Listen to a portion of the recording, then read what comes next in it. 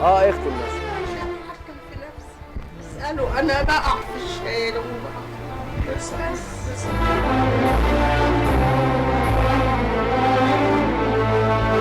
السلام عليكم يا حاج. عليكم السلام ورحمه الله وبركاته. عرف بيك الاول. ناديه محمد عبد الصمد. الف سلام عليك يا حاج ناديه. يسلمك.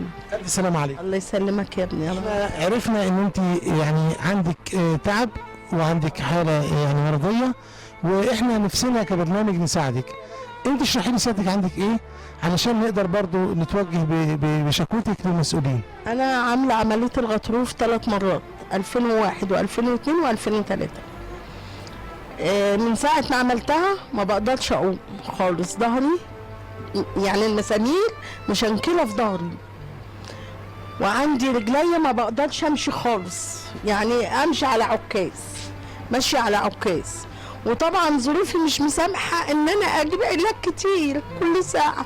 التامين بيدي حاجه معينه يعني ما بيكونش، وطبعا انت عارف التامين وكده ما بيديش البيانات الحلوه والعلاج الحلو. فانا طبعا استلبط على اخويا ده ابني ده يجيب لي علاج، على بنتي اللي بردك غلبانه دي، وكلنا بيجيب لنا، ومحمد بيجيب لي، وكل الناس بيجيبوا لي يعني علاج. بس ظروفي وحشه ادي. انت يا حاجه عندك ولاد؟ عندي، بس كل واحد ارزقي بقى، يعني كل واحد في بيته ارزقيه، ومعايا واد محبوس. رئيس الوزراء بيشوفك، وزير الصحه بيشوفك، انت هيك حاله تعبانه بتطلبي منهم ايه؟ بطلب العلاج، واطلب ان الستر بتاع ربنا، واطلب اتعالج. لا عادي اتعالج معيش فلوس ومعيش حاجه، الله فضل ربنا، بس هو عليا، هو فضله عليا حلو، فضل الناس الغلبانه والناس الطيبه حلو عليا، ادي اللي ربنا يديهم ويسعدهم.